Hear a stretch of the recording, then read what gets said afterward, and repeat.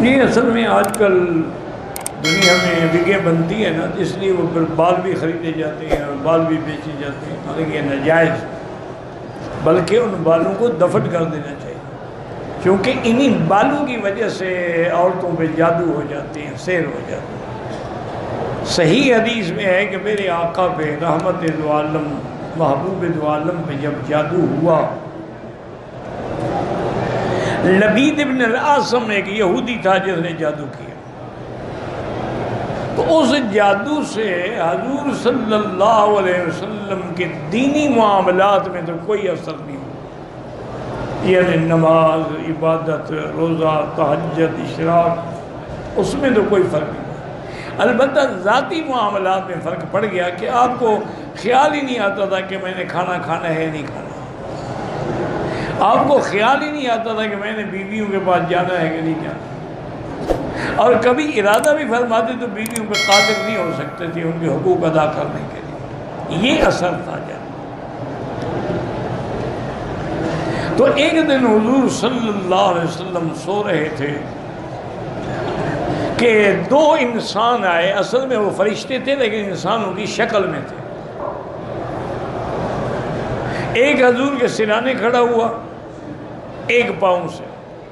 پاؤں والے نے پوچھا کہ ما بہذا الرجل، آپ پر کیا بات ہے؟ اس نے کہا مطبوب، یعنی مسحور، آپ پر جادو ہے۔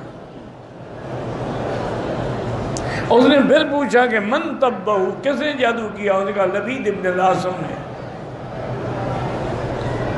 انہوں نے کہا کس چیز پہ جادو ہے؟ فرمایا کہ مشتن، ایک کنگھی ہے، اس کے اندر جادو کیا گیا ہے۔ اس نے کہا کہ وہ کہاں ہے؟ انہوں نے کہا کہ فلاں جگہ جو ہے مقام، اس کے اندر جو کنواں ہے، اس کنویں کے اندر جو لکڑی ہے اور لکڑی کے نیچے دفن ہے۔ اور یہ بتلا کہ وہ چلے گئے۔ حضور صلی اللہ علیہ وسلم نے حضرت علی کو، صحابہ کو ساتھ لیا، اس مقام پہ تشریف لائے۔ آپ نے فرمایا کہ وہاں جو کھجوریں تھیں بالکل ٹنڈ منڈ تھی، اور معلوم ایسے تھا رؤوس شیاطین جیسے شیطانوں کے سر ہوں، اور وہ کنواں جو ہے ویران پڑا تھا، اس کا پانی ایسے تھا جیسے مخلوط بالحنہ، جیسے مہندی ملا ہوا پانی ہوتا۔ حضور پاک نے حضرت علی کو حکم دیا، حضرت علی اترے، انہوں نے جا کے اس لکڑی کے نیچے ہاتھ مارا، ڈھونڈتے ڈھونڈتے آپ کو ایک کنگھی ملی۔ اس کنگھی میں میرے آقا کے بال تھے۔ وہ کنگھی جب لائی گئی نا تو اس کنگھی پہ اس ظالم نے کیا کیا تھا کہ وہ ایسے اس کو لپیٹتا تھا اور جادو کر کے وہاں سوئی لگا دیتا تھا، پھر لپیٹتا تھا، پھر جادو کر کے سوئی لگا دیتا تھا، اور اللہ نے یہ سورۃ الفلق اور سورۃ الناس بھی اتار دی۔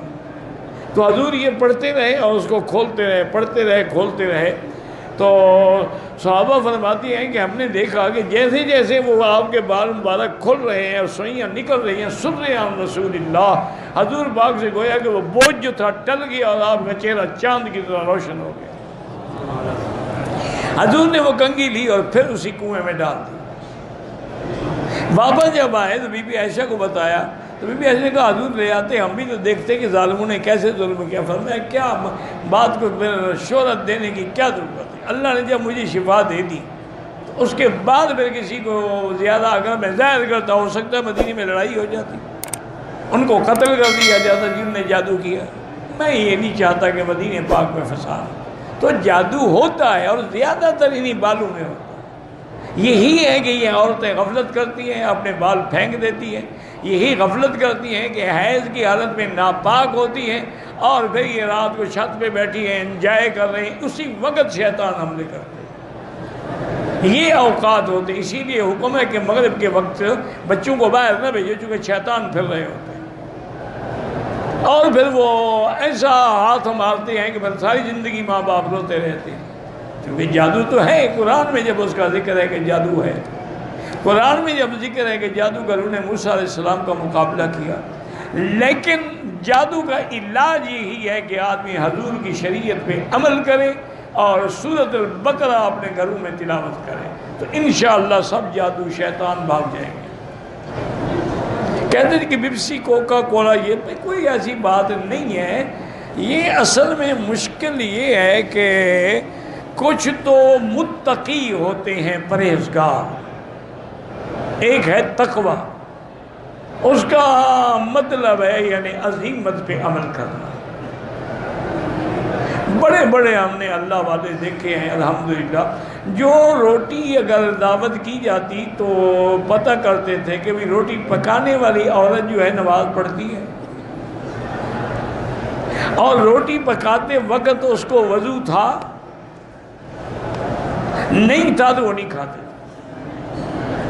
یہ تو اللہ والوں کی باتیں، یہ آپ کی ہماری باتیں نہیں ہیں۔ ہمیں تو جو ملے سب کھا جاؤ، ہر چیز آئے فنا در فنا۔ تو وہ لوگ جو ہیں نا وہ تو تقوی کے اعلیٰ مقام پہ ہوتے ہیں، اور وہ یہ بھی لکھتے ہیں کہ اگر خدا نہ کرے بے وضو عورت یا ناپاک عورت یا حیض والی عورت کی روٹی پکی ہوئی کھا لی جائے تو دل کا نور جو ہے نا وہ بجھ جاتا ہے۔ ان کو پتہ لگتا ہے، ہمیں تو نہ نور کا پتہ لگتا ہے نہ بجھنے کا پتہ لگتا ہے۔ یہ تو ہے مقام عزیمت۔ ایک ہے مقام رخصت کہ آدمی رخصت پہ عمل کرے پھر وہ کھا سکتا ہے، پھر بلا وجہ ایک ایک چیز کی تحقیق میں نہ پڑے۔ اس کی وجہ یہ ہے کہ علماء نے لکھا ہے کہ پہلی چیز تو یہ ہے کہ یہ جو عام رواج ہے نا کہ الکحل ڈالا جاتا ہے، تو الکحل بھی اگر کھجور اور انگور سے نکلا ہوا ہو تو حرام ہے، اور اگر کسی چیز سے ہو تو کوئی حرام نہیں۔ اسی لیے جو پرفیوم میں الکحل ہوتا ہے کیا وہ کھجور والا ہے، کیا وہ انگور؟ اتنی بحث پڑھنے کی ضرورت کیا ہے؟ اس لیے علماء نے فرمایا پرفیوم لگاؤ جائز ہے، پیپسی ہے، کوکا کولا، اتنی باریکی میں نہ جاؤ کہ پھر زندگی گزارنا بھی مشکل ہو جائے۔ تقویٰ تو حضرت اب کہاں رہا؟ ایک دفعہ بغداد میں جس محلے میں امام صاحب رہتے تھے نا، امام ابو حنیفہ رحمۃ اللہ علیہ، بکری کسی کی چوری ہو گئی، تو آپ نے اپنے ملازموں کو حکم دیا کہ 6 مہینے تک بازار سے گوشت نہیں لانا ہے، پتہ نہیں وہ چوری والی بکری کا ہو۔ اب یہ باتیں ہم تو نہیں کر سکتے، یہ تو ان کا مقام ہے جن کو اللہ نے ان اکرمکم عند اللہ اتقاکم، جو متقی۔ حضرت لاہوری رحمۃ اللہ علیہ کو بھی جب کوئی جلسے کی دعوت دیتا تھا تو فرماتے کہ ہاں بھائی انشاءاللہ میں کوشش کروں گا پہنچنے کی۔ تو کسی شاگرد نے، حجت والے نے کہا کہ حضرت آپ انشاءاللہ جو کہہ دیتے ہیں اللہ کا حکم تو ہے لیکن انشاءاللہ سے وعدہ تو نہیں ہوتا۔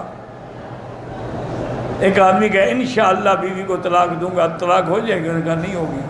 نہیں میں آپ تو انشاءاللہ کہہ دیتے، تو لہذا بیچارے کا تو رل گیا ہو، وعدہ تو آپ کا نہ ہوا نا۔ اور میں اس لیے کہہ دیتا ہوں کہ جس دن جانا ہو میرے پاس کرایہ ہی نہ ہو، ان سے تو میں لیتا نہیں۔ اور دوسرا یہ بھی مجھے پتہ نہیں جو بلا رہا ہے وہ کس قسم کا آدمی ہے، دین والا ہے نہیں ہے، اس کے گھر کا کھانا کیسے ہوگا۔ حضرت میرے بہت تشریف لاتے اپنے کرائے سے، اور ساتھ آپ کے چنے ہوتے تھے اور گڑ جو ہے نا دیسی گڑ، اس کی چھوٹی چھوٹی روٹیاں بڑی ہوتی تھیں، بس وہ مسجد میں چھپ کے بیٹھ کے کھا کے گلاس پانی پی لیتے تھے، بس روٹی ہو گئی۔ یہ کہنا بڑا آسان ہے حضرت، لیکن عمل کرنا مشکل ہے۔